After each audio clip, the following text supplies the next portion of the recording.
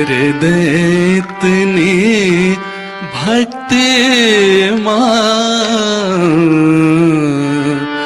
मेरे अंग अंग में भर दे इतनी भक्ति माँ मेरे अंग अंग में जैसे राम के बजरंग में माँ जैसे राम के बजरंग में बजरंग में बजरंग में भर दे इतनी भक्ति माँ मेरे अंग अंग में भर दे इतनी भक्ति माँ मेरे अंग अंग में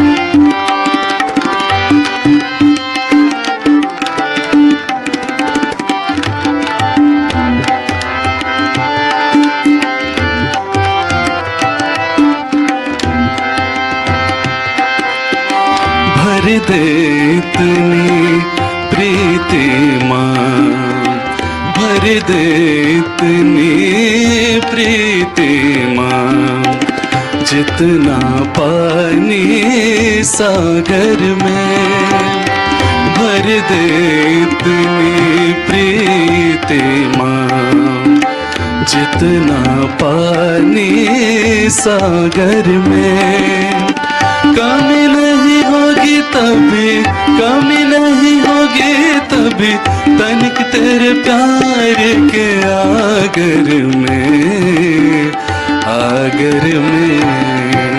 भर दे इतनी भक्ति माँ मेरे अंग अंग में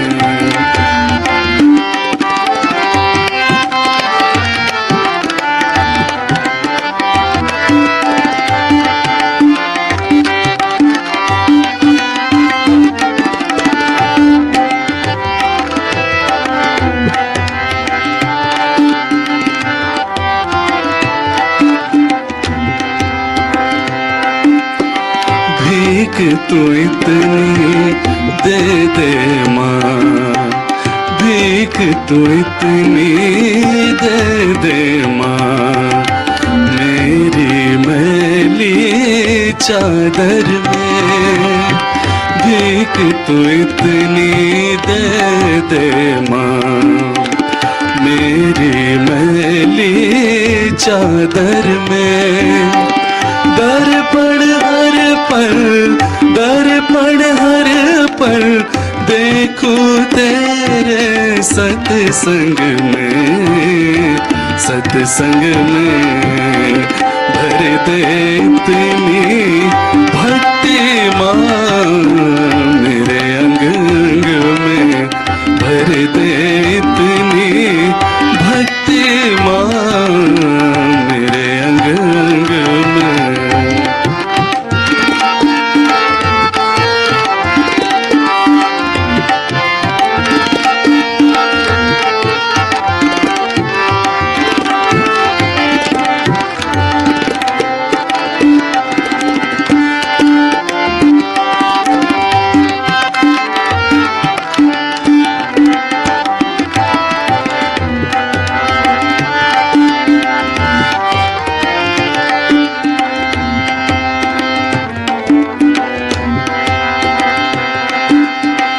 भर दे हर एक बाग को माँ प्यार के फूल कलियों से भर दे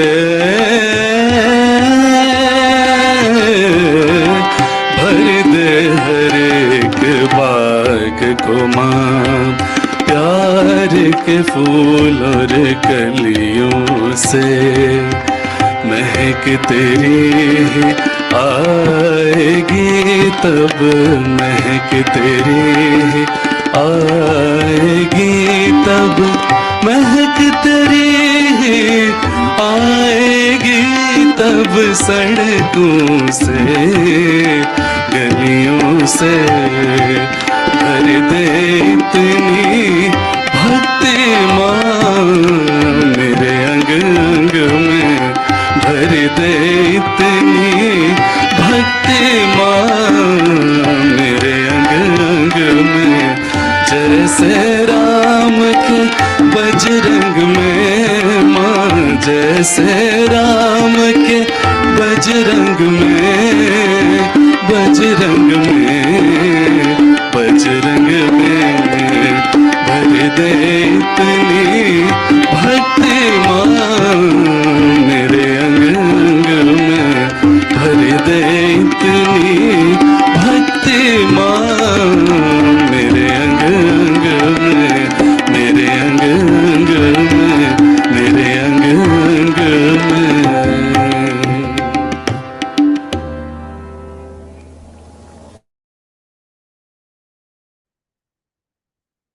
जय श्री माता जी। सभी का स्वागत है इस आनंद की यात्रा में। आनंद में कौन सा योग के माध्यम से श्री माता जी निर्मला देवी के आशीर्वाद के द्वारा योग की एक सहज और सरल विधि जिसे हर व्यक्ति कर सकता है, जिसे करने में कोई विशेष उपक्रम की जरूरत नहीं है। जैसे ही वैसे ही रहते हुए जीवन को और सुंदर ढंग से चलाने की कला है सहज योग। एक ध्यान का एक इतना सुंदर सहज और सरल तरीका जिसे हर व्यक्ति कर सकता है और पूरी तरह से प्रमाणित भी। प्रमाणित इस तरह से कि जब आपका योग घटित होता है, यदि योग की डेफिनेशन देखें तो इतनी सी होती है, जुड़ना। और किसका जुड़ना? इस अंदर वाले का उस बाहर वाले से जुड़ना, इसे ही योग कहा जाता है।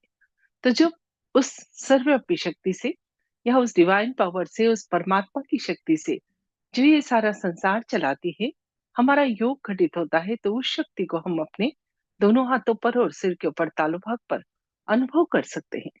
यह अनुभूति इतनी सुंदर है जिसका वर्णन हर धर्म में किया है। जैसे हिंदू धर्म में आदि गुरु शंकराचार्य ने सलीलम सलीलम, ठंडे ठंडे चैतन्य के रूप में वर्णित किया है।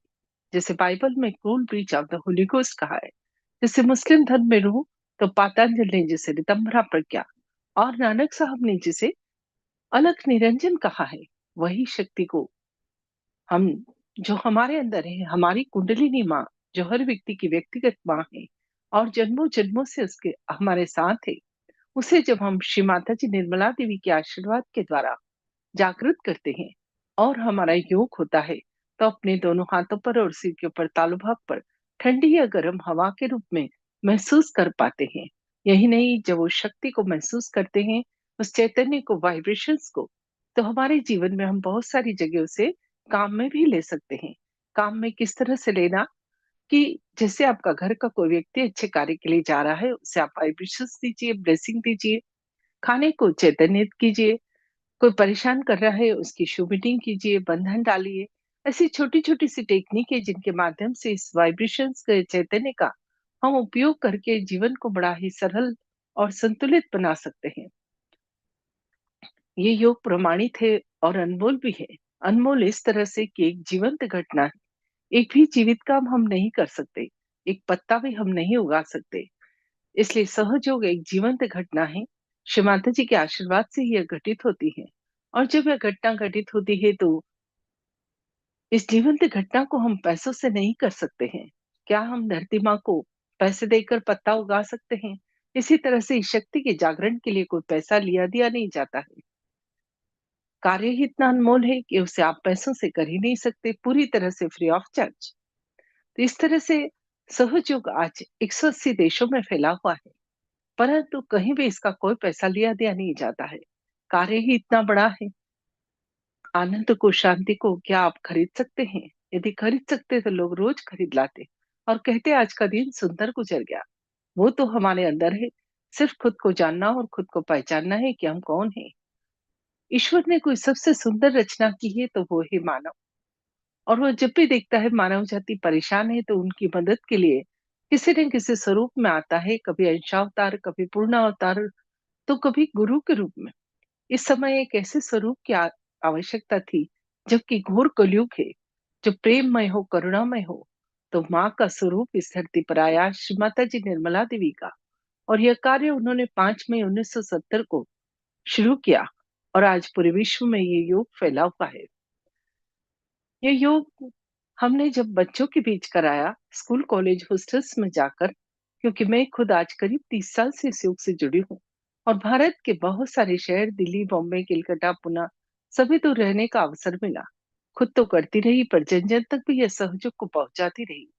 तो जब बच्चों के बीच जाकर इस योग को कराया तो बच्चों के रिजल्ट तो अच्छे हो ही गए। ईक्यू, आईक्यू, ग्रास्पिंग पावर, यह सब तो ठीक है, पर जो सबसे बड़ी चीज देखी थी बच्चों के अंदर, वह थी संस्कार। ऐसे बच्चे इतने संस्कारिक होते हैं, बड़ों का बिल्कुल इस तरह से आदर करते हैं जैसे बड़े उनके लिए भगवान हो। इस तरह से बच्चों के अंदर संस्कार डलते हैं। हम चाहते हैं विश्व को परिवर्तित करना, और वाकई में यदि परिवर्तित करना है, विश्व में सुख, शांति, प्रेम और आनंद की स्थापना करनी है, तो हर व्यक्ति के अंदर ये संस्कार डालना ही होगा, जो बिल्कुल सहज और सरल है।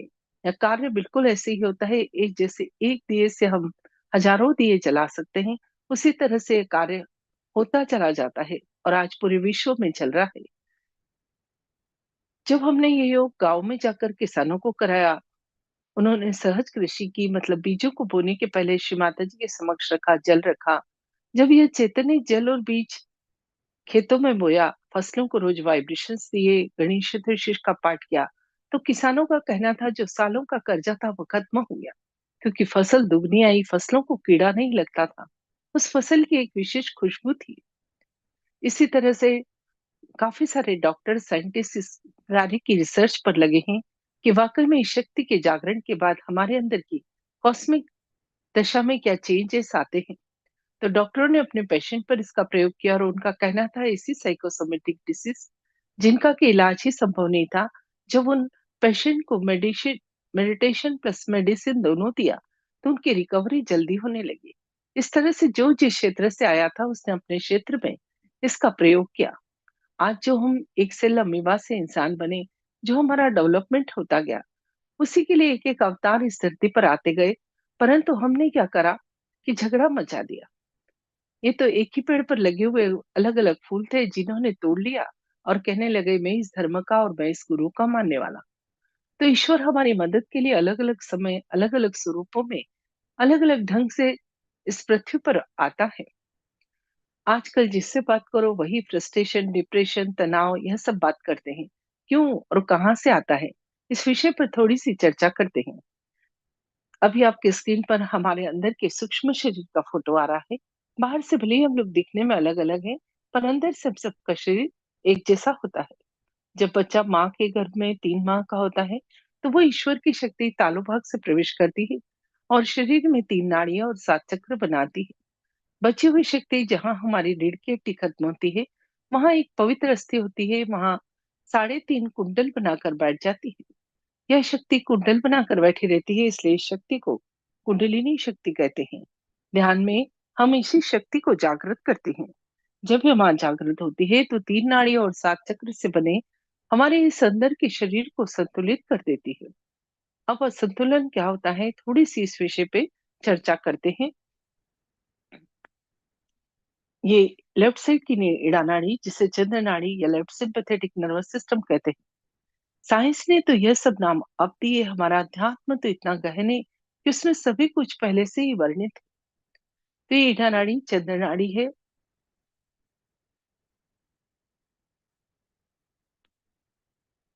और ये हमारे पास्ट के सभी कुछ इसके अंदर अंकित रहता है। जब मन में बहुत ज्यादा पुराने विचार चलते हैं, उन्हें भूल ही नहीं पाते, खुद को कोसते हैं, उदास रहते हैं, दुखी रहते हैं, तो ये इड़ा नाड़ी और ठंडी पड़ जाती है। और जब ये ठंडक हमारे अंदर आती है तो इससे लोगों को low blood pressure, depression, paralysis, इस तरह की प्रॉब्लम होती है।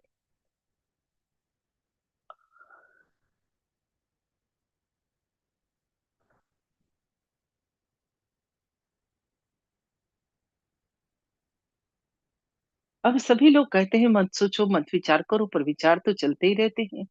जब बच्चे बहुत ज्यादा पास्ट में चले जाते हैं, तो ऐसे बच्चे जब भी पढ़ाई करने बैठते हैं उन्हें नींद आती है। दूसरी नाड़ी पिंगला नाड़ी है, जिसे सूर्य नाड़ी कहते हैं, जो फ्यूचर की है। जब मन में बहुत ज्यादा फ्यूचर की चिंता भविष्य को लेके परेशान रहते हैं, हमेशा चिंता में लगे रहते हैं, तो ये सूर्य नाड़ी और गर्म हो जाती है। और यह जब गर्मी हमारे अंदर आती है तो ऐसे लोगों को high blood pressure, heart attack, asthma, paralysis इस तरह की प्रॉब्लम होती है। और बच्चे पढ़ाई करने बैठते हैं, मन ही नहीं लगता है, मन बहुत विचलित रहता है, माइंड बहुत डिस्ट्रैक्ट होने से वो अपने कार्य पे फोकस ही नहीं कर पाते हैं। तो जब इस शक्ति का जागरण होता है तो इसका रास्ता होता है ये मध्य नाड़ी, सुषुम्ना नाड़ी, जिसे साइंस में पैरासिम्पथेटिक नर्वस सिस्टम कहते हैं। जब इस रास्ते से यह शक्ति ऊपर उठती है, क्योंकि ये वर्तमान की या प्रेजेंट की नाड़ी है, तो जो साधक ध्यान करता है उसका चित्त धीरे धीरे वर्तमान में आ जाता है। जब चित्त वर्तमान में आ जाता है तो सबसे पहला फायदा होता है मन शांत और प्रसन्न हो जाता है। जब मन प्रसन्न हो जाता है तो बीमारियां तो आपकी आपो आप ही चली जाती है। जो आप काम करते हैं उसमें आपका पूरा फोकस होता है। पूरा फोकस आने से सफलता आपके साथ चलती है हर कार्य में। और यही नहीं, आपके अंदर से पॉजिटिव एनर्जी बहती है, क्योंकि आप गलत बात सोचते नहीं, गलत विचार करते ही नहीं है। जहां जाते हैं लोग आपको बहुत पसंद करते हैं। हाँ, इसके आने से वातावरण बहुत अच्छा हो गया। साथ ही हमारी आर्थिक, सामाजिक, भौतिक, स्वास्थ्य संबंधी दशाओं में भी धीरे धीरे सुधार आता है। अब उसके बाद आते हैं ये चक्र। चक्र क्या है? असली में नाड़ियों के गुच्छे हैं जो शरीर के अलग अलग ऑर्गन्स को कंट्रोल करते हैं। हर चक्र की एक क्वालिटी है। जब ये कुंडलिनी शक्ति जागृत होती है तो ये चक्र भी जागृत हो जाते हैं, और इन पर उपस्थित देवता भी जागृत होकर हमें अपने आशीर्वाद प्रदान करते हैं।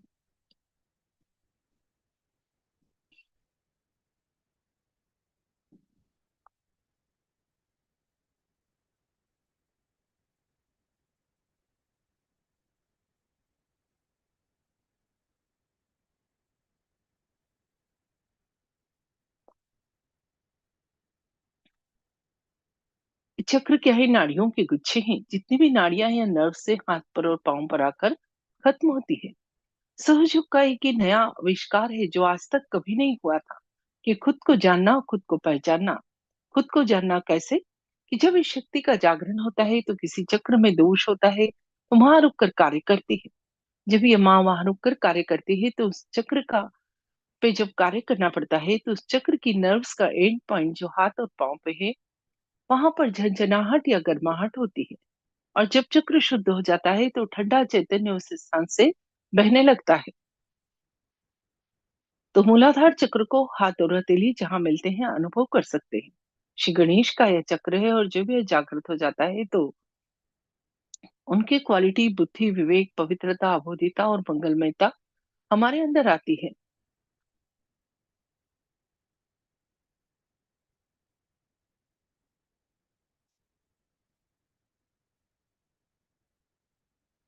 श्री गणेश हमारे यौन संबंधी और मलमूत्र विसर्जन संबंधी ऑर्गन्स को भी कंट्रोल करते हैं। तो उनसे रिलेटेड कोई बीमारी जैसे पाइल्स का प्रॉब्लम, प्रोस्टेट का प्रॉब्लम, यह भी धीरे धीरे ठीक हो जाता है। साथ ही जिस व्यक्ति के अंदर विजडम है, विवेक है, उसे पता होता है कौन सा काम किस ढंग से किया जाए। तो जब बच्चों को आप ध्यान कराते हैं तो विवेक जागृत होने से ऐसे बच्चे बहुत ही डायनामिक होते हैं। गलत रास्ते कभी नहीं जाते, कोई बुरी आदत उनको छू कर नहीं जाती। उन्हें पता होता है कि कौन सा काम किस ढंग से किया जाए तो सफलता प्राप्त होगी। इस तरह से एक बहुत ही सुंदर व्यक्तित्व का निर्माण होता है। ऐसे बच्चे बिल्कुल पारस की तरह होते हैं। जहां जाते हैं अपने जैसे 10 और बना के लाते हैं, बजाय उस गंदगी में जाने के। इसके बाद आता है स्वादिष्ठान चक्र, जो दोनों हाथ के अंगूठे पर अनुभव कर सकते हैं। श्री ब्रह्मदेव इस सरस्वती इसे संभालते हैं। और जब वो जागृत होते हैं तो उनकी क्वालिटी, जैसे उन्होंने इस दुनिया की रचना की, वही रचनात्मकता, कलात्मकता और उस ईश्वर को जानने का शुद्ध ज्ञान हमें प्राप्त होता है। साथ ही लीवर, किडनी, पेंक्रियास में कोई प्रॉब्लम है वो भी दूर होती है। थर्ड नंबर पर नाभि चक्र, जिसे दोनों हाथ की सबसे बड़ी उंगली पर जान सकते हैं, जो संतोष और समाधान का है।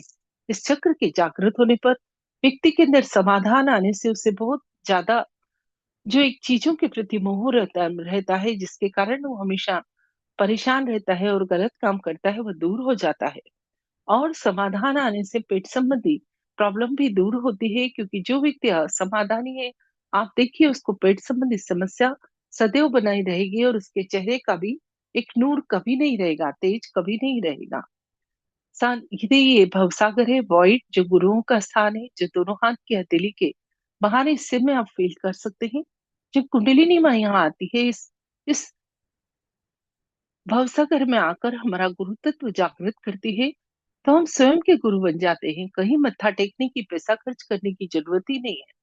और जब बच्चों में यह गुरु तत्व जागृत होता है, तो इंटरव्यू, ग्रुप डिस्कशन, वाइवा, भाषण प्रतियोगिता, इन सब में वो पूरे कॉन्फिडेंस के साथ अपनी बात को व्यक्त करते हैं। उसके बाद आता है हृदय चक्र, जिसे दोनों हाथ की छोटी उंगली पर फील कर सकते हैं, जो माँ जगदम्बा का है। आप देखिए, जब डर लगता है तो यहाँ की स्टर्नम बोन तेजी से धड़कती है। तो जब यह हृदय चक्र जागृत होता है, तो आपको पूर्ण सुरक्षा प्राप्त होती है। कभी आपको डर नहीं लगता, कोई आपको छू नहीं सकता। कभी एक्सीडेंट भी हुआ तो आप पूर्णतः सुरक्षित रहते हैं। आपका इम्यूनिटी सिस्टम स्ट्रांग रहता है। उसके बाद आता है विशुद्धि चक्र। आज इस चक्र पर ही हम विस्तार से बात करते हैं। हम कोशिश करते हैं कि एक चक्र पर विस्तार से बात करें और बाकी सभी चक्रों पर शॉर्ट में, ताकि नए और पुराने आने वाले लोग इस चीज को ठीक से समझ सके। तो यह विशुद्धि चक्र गले में होता है और ये 16 पंखुड़ियों का बना है। इन पंखुड़ियों को मेडिकल की भाषा में सबप्लेक्सस और चक्र को प्लेक्सस कहते हैं। यह विशुद्धि चक्र 16 पंखुड़ियों का बना हुआ है। इसकी जो पंखुड़ियां बाईं तरफ जाती है बायां, जो दाईं तरफ जाती है दायां, और जो मध्य में रहती है मध्य चक्र कहलाता है। यह आपकी स्क्रीन पर बहुत सुंदर ढंग से इस विशुद्धि चक्र के बारे में दिखाया गया है। इसकी सिर पर स्थिति, इसकी दोनों हाथों पर स्थिति, इसकी पांव पर स्थिति और शरीर में इसकी स्थिति। यह विशुद्धि चक्र की जो पंखुड़ियां बाईं तरफ जाती है बायां विशुद्धि चक्र कहलाता है।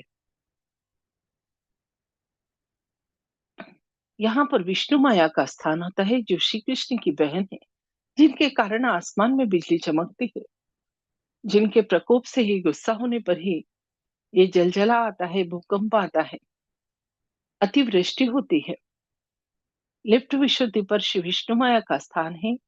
यदि आपकी दृष्टि में खराबी है, आपकी दृष्टि अपवित्र है, आपके भाई बहन के संबंध अच्छे नहीं है, तो लेफ्ट विशुद्धि चक्र खराब होने से आपको एंजाइना वगैरह इस तरह की प्रॉब्लम होती है। इसे ठीक करने के लिए लेफ्ट हैंड शिव माता जी की तरफ और राइट हैंड को गर्दन और कंधा लेफ्ट साइड में जहां मिलता है वहां पर रखते हैं, और गर्दन को दाईं तरफ या राइट साइड में घुमाकर यहाँ पर आपको 16 बार कहना होगा, माँ मैं आत्मा हूँ, इसलिए मैं निर्दोष हूँ। आपके ऐसा कहने मात्र से ही, क्योंकि अब आपका योग हो गया है, आपकी सभी प्रार्थनाएं पहुंचने लगी है। जो भी प्रॉब्लम इस लेफ्ट विशुद्धि से रिलेटेड है, धीरे धीरे ठीक हो जाएगी। साथ ही लेफ्ट के सभी चक्र, क्योंकि चंद्र नाड़ी पर हैं, उसके और ठंडा होने से ही खराब होते हैं, तो हम उसे गर्मी देते हैं, कैंडलिंग करते हैं। पर ये कैंडलिंग सिर्फ 5 मिनट करना है। कैसे करना है, ये यूट्यूब चैनल पर ट्यूटोरियल वीडियोस में आप देख लीजिए। अब आते हैं राइट विशुद्धि, जिसका स्थान राइट कंधा और गर्दन जहां मिलता है वहां पर होता है। यहाँ पर विठ्ठल रुक्मिणी का स्थान है। जब श्री कृष्ण द्वारका जाकर राजा बन गए थे, जब व्यक्ति बहुत कड़वा बोलता है, तंबाकू खाता है, इस तरह के व्यवहार से उसके राइट विशुद्धि में खराबी आ जाती है।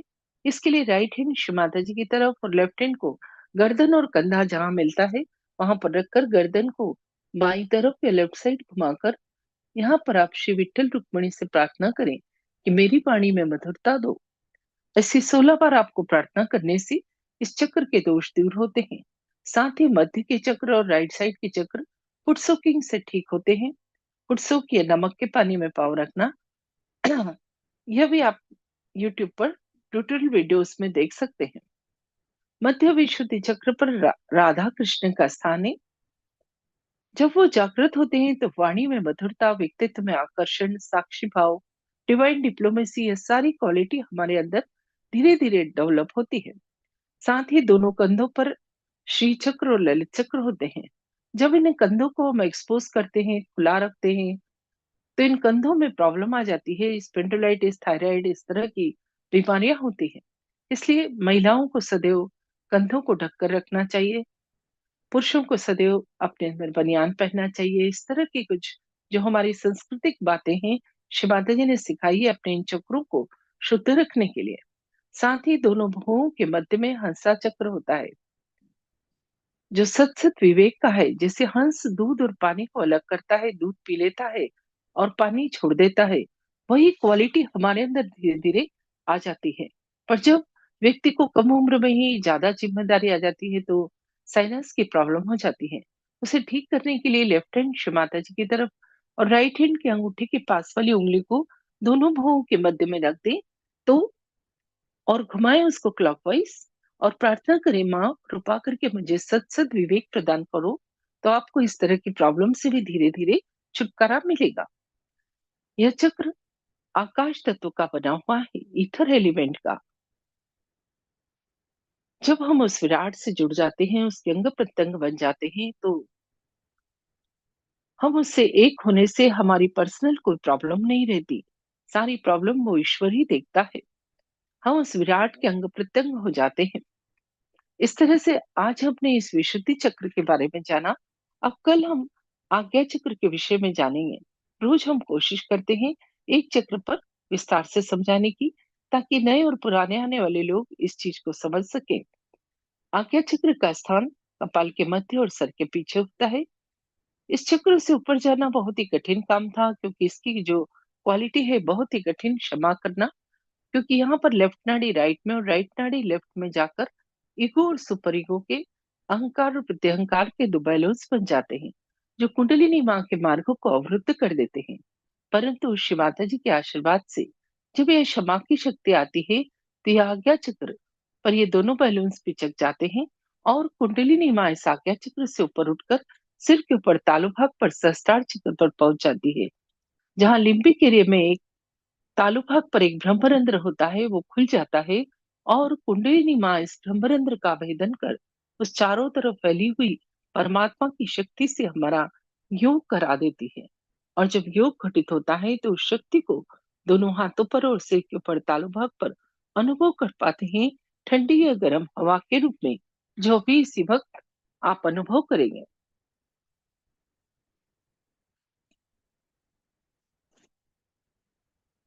तो कैसे करना है, पहले आंख खोलकर सीख लीजिए, फिर आंख बंद करके करेंगे। दोनों हाथों को घुटनों पर खोलकर रखें। एक दिया जरूर जलाएं ध्यान शुरू करने के पहले, क्योंकि सहयोग पूरा पांच तत्व पर आधारित है। जल, आकाश, अग्नि, पृथ्वी और वायु। इन्हीं पांच तत्वों की मदद लेकर हम अपने आप का शुद्धिकरण करते हैं। जैसे एक मिट्टी का खिलौना टूट गया तो आप मिट्टी लगाकर जोड़ सकते हैं, ऐसे ही इन पांच तत्वों का उपयोग करके हम अपने शरीर को संतुलित कर सकते हैं। तो सबसे पहले सीधा हाथ या राइट हैंड धरती पर रखें। जो नीचे नहीं बैठ सकते हैं, ऊपर बैठे हैं, वो हाथ को साइड में छोड़ दे। फिर अपना लेफ्ट हैंड या बायां हाथ कोहनी से मुड़कर आकाश की तरफ। फिर दोनों हाथ धरती मां पर हथेलियों को चिपका कर रखें। फिर सीधा हाथ हृदय पर, राइट हैंड को हार्ट पर रखें।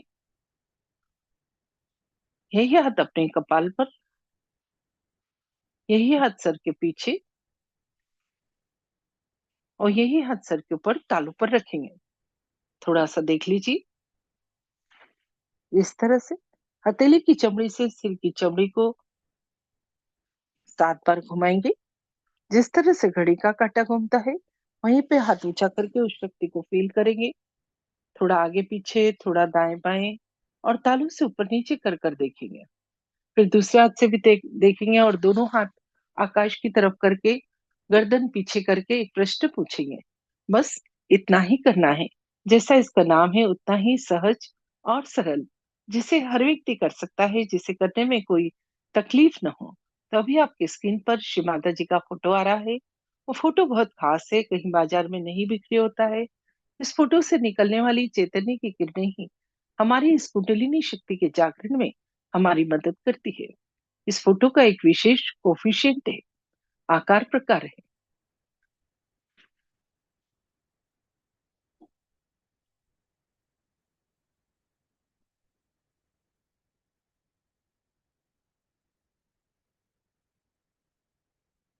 दोनों हाथ उठाएं, हृदय तक लाएं।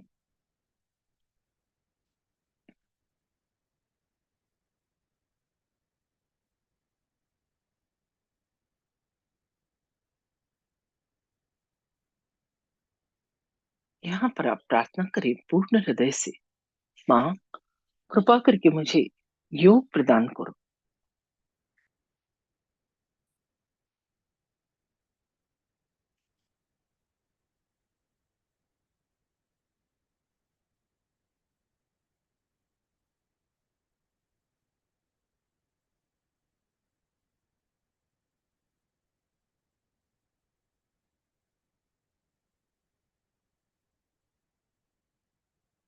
धीरे धीरे हाथ घुटने पर खुले हुए, आंखें बंद और पीठ सीधी। पूरा चित्त अपने अंदर।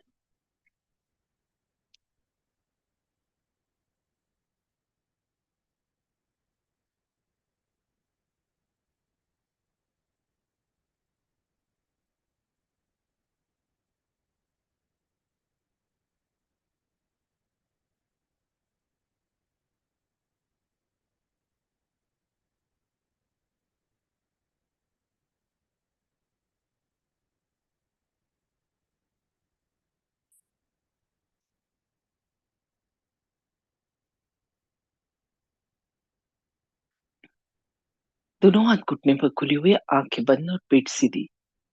सहयोग की एक ही शर्त है, आपकी इच्छा होनी चाहिए। यदि मन में कोई शंका है, संदेह है, तो यह शक्ति का जागरण नहीं होगा। पूर्ण इच्छा के साथ बैठे।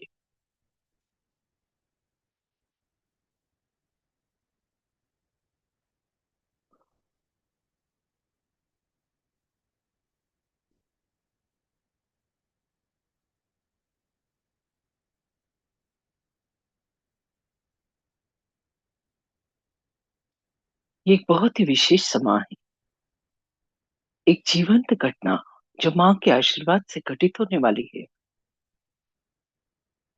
जन्मों की तपस्या पूर्ण होने का वक्त है, तो पूरी तैयारी के साथ बैठे, तन और मन दोनों की।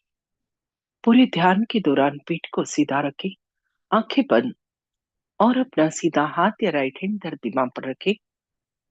हथेली को चिपका कर रखें और पूर्ण हृदय से प्रार्थना करें। श्री माता जी, यहाँ अंदर बैठी कुंडलिनी माँ से, माँ कृपा करके मेरी इड़ा नाड़ी को शुद्ध कर दीजिए। इड़ा नाड़ी का स्थान रीढ़ की हड्डी के थोड़ा सा बाईं तरफ। प्रार्थना करेंगे, माँ इस नाड़ी के सभी दोष विकार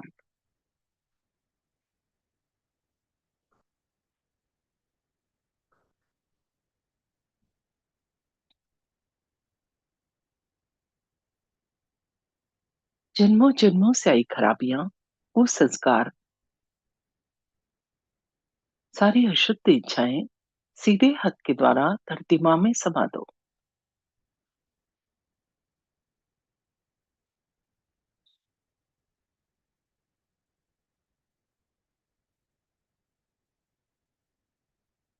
हाथ धीरे धीरे उठाकर वापस घुटने पर खुला हुआ। अब अपना लेफ्ट हैंड या उल्टा हाथ कोहनी से मुड़कर आकाश की तरफ।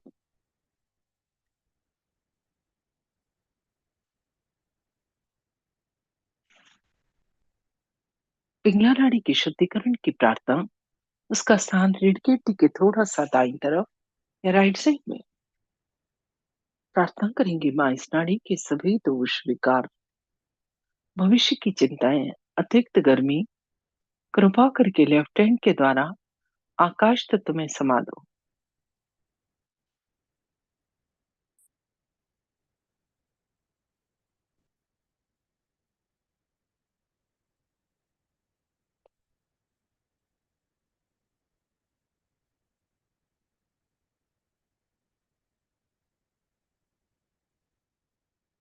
हाँ, धीरे धीरे वापस घुटने पर।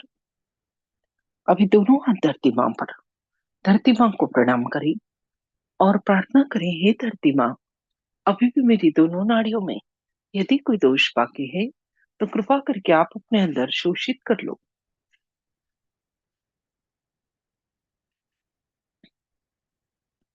चित्त को मध्य नाड़ी से सुषुम्ना नाड़ी पर लाए। इसका स्थान रीढ़ की हड्डी के मध्य में। दोनों हाथ घुटने पर खुले हुए।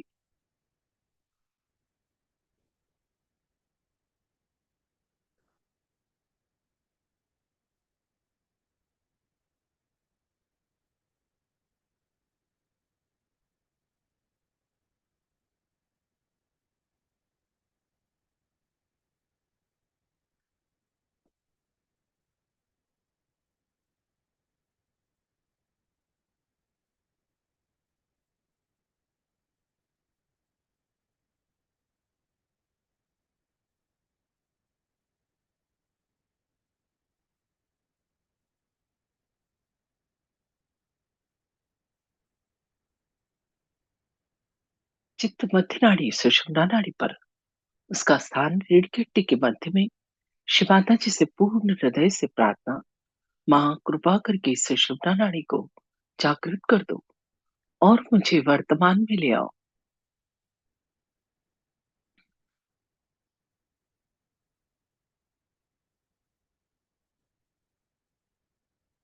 अब अपना सीधा हाथ या राइट हैंड अपने हार्ट पर, आत्मा के स्थान पर थोड़ा दबाओ।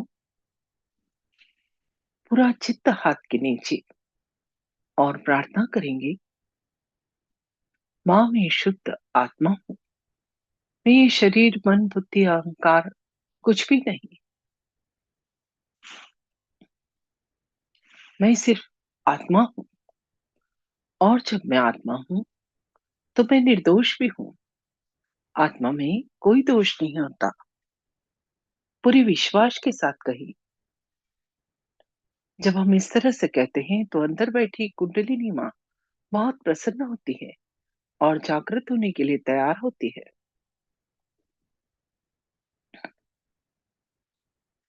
अब इसी हाथ को अपने कपाल पर रखें जहां बिंदी लगाते हैं। थोड़ा दबाव दें और थोड़ा सर झुकाएं।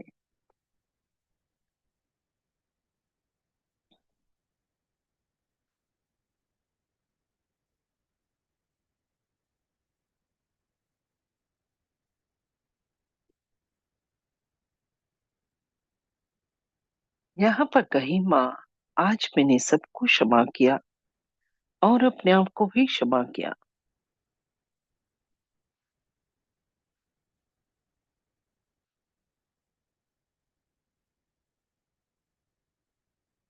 जब हम क्षमा करते हैं तो वो परमात्मा देखता है जिसने भी हमें तकलीफ दी है उसको। अब इसी हाथ को सर के पीछे रखें और गर्दन थोड़ी सी पीछे झुकाए। यहाँ पर कहें, माँ जाने अनजाने में उस परमात्मा की शान के खिलाफ यदि हमसे कोई कार्य हुआ है तो क्षमा करो।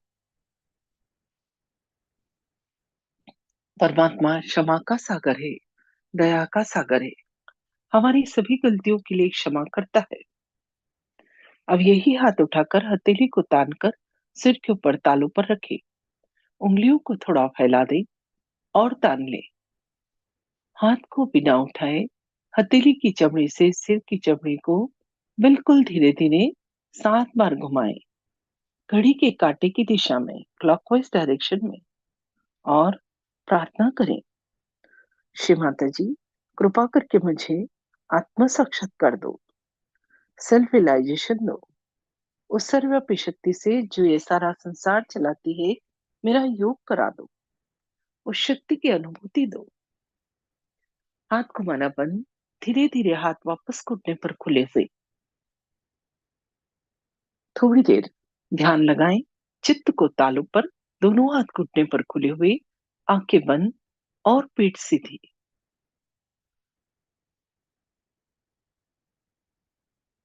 विचारों को सिर्फ देखें और क्षमा करते जाएं। धीरे धीरे दो विचारों में अंतर बढ़ जाएगा और वो अंतर के क्षण में ही हमारा योग घटित होगा।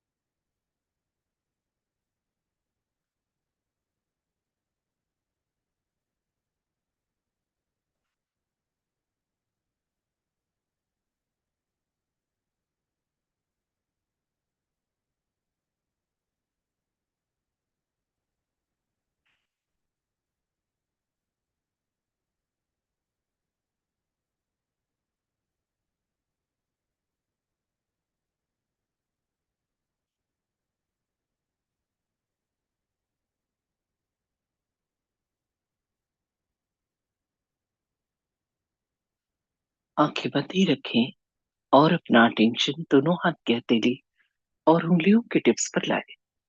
क्या महसूस हो रहा है अनुभव करें। हाथों में ठंडा या फिर गर्म, उंगलियों के टिप्स पर कुछ झंझनाहट, कुछ हथेली भी गोल घूमता हुआ या हाथ भारी हो गए हों, ऐसा कुछ भी दोनों हाथ में या एक हाथ में महसूस होगा।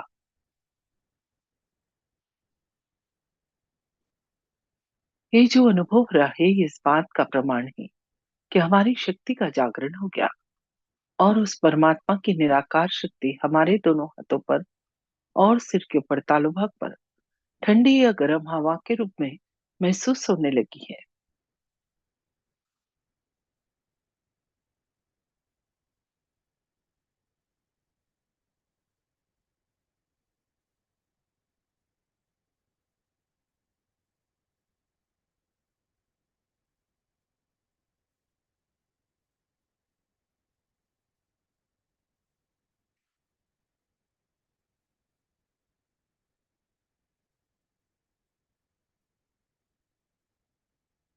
ये इस बात का प्रमाण है कि हमारा योग हो गया है।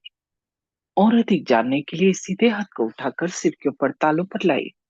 हाथ को बालों से 4-5 इंच ऊपर और अनुभव करें।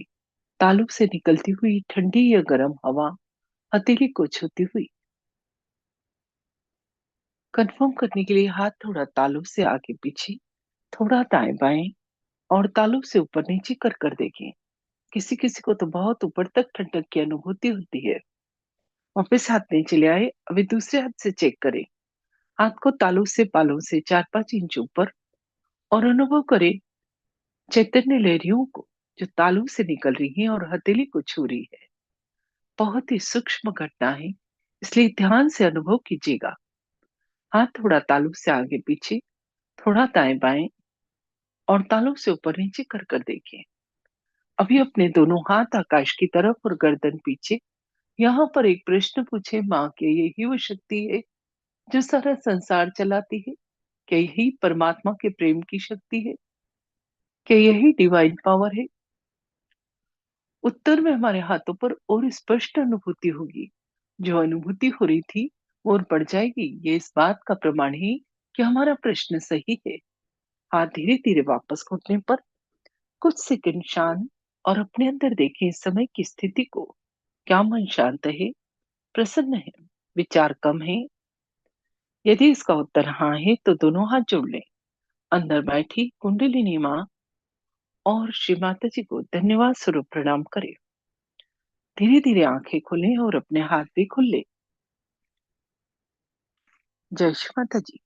जिन्होंने भी आज पहली बार ज्वाइन किया या कुछ ही दिनों से आ रहे हैं, सभी से मेरी रिक्वेस्ट है लगातार इस सेशन को तब तक अटेंड करें जब तक चक्रों नाड़ियों का ज्ञान और चैतन्य की अनुभूति नहीं हो जाती।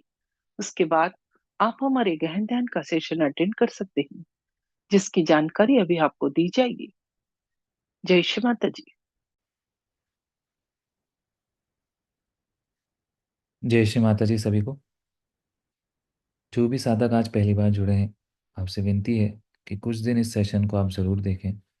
धीरे धीरे सभी चक्रों और नाड़ियों की जानकारी आपको मिलेगी और इसी के साथ आपकी अनुभूति भी बढ़ेगी। नए साधकों के लिए आत्म साक्षात्कार के कार्यक्रम रोज़ दिन में 3 बार इसी यूट्यूब चैनल पर लाइव रहते हैं। पहला कार्यक्रम सुबह 8 बजे, दूसरा दोपहर 4:15 और तीसरा रात 7:45 बजे। अपनी सुविधा अनुसार आप कोई सा भी कार्यक्रम अटेंड कर सकते हैं। सुबह 8 बजे और दोपहर 4:15 बजे के कार्यक्रम के बाद, ध्यान के बाद, आप अपने प्रश्न भी हमसे यूट्यूब पर लाइव चैट में पूछ सकते हैं या जूम मीटिंग ज्वाइन करके डायरेक्ट बात भी कर सकते हैं। आप चैनल सब्सक्राइब कर लेंगे तो रोज़ होने वाले कार्यक्रम की लिंक आपको ईजिली मिलती रहेगी। इसी के साथ इस चैनल पर हमने बहुत से ट्यूटोरियल वीडियोस, वर्कशॉप के वीडियोस, चक्रों और नाड़ियों की जानकारी के वीडियोस भी अपलोड किए हैं, जिन्हें देखकर आप सहजयोग की पूरी जानकारी ले सकते हैं। जिन साधकों को कुछ समय हो गया है, आप चाहें तो रोज़ 5:30 बजे गहन ध्यान का कार्यक्रम भी इसी यूट्यूब चैनल पे होता है, उसे भी अटेंड कर सकते हैं। सभी साधकों से विनती है, सुबह शाम 5 से 10 मिनट ध्यान ज़रूर करें। रोज़ फुट सोकिंग करें, श्री माता जी के प्रवचन सुनें और सप्ताह में कम से कम एक बार सामूहिक ध्यान के लिए आप अपने अपने शहर या गांव के सेंटर पर ज़रूर जाएं। सेंटर कहाँ और कितनी बजे लगता है इसकी जानकारी आप ऑनलाइन देख सकते हैं या हमसे भी पूछ सकते हैं।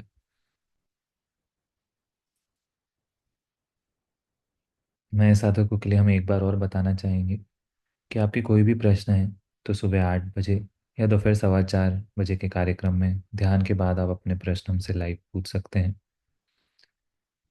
सभी को जय श्री माता जी। आज का कार्यक्रम अब हम यहीं समाप्त करते हैं। आज के ध्यान और आनंद के लिए श्री माता जी को कोटि कोटि धन्यवाद, कोटि कोटि प्रणाम। जय श्री माता जी।